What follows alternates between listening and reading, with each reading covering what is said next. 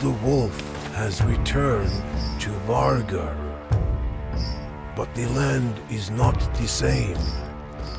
The banners have changed. The throne is stolen. And upon it sits Skarde, his uncle.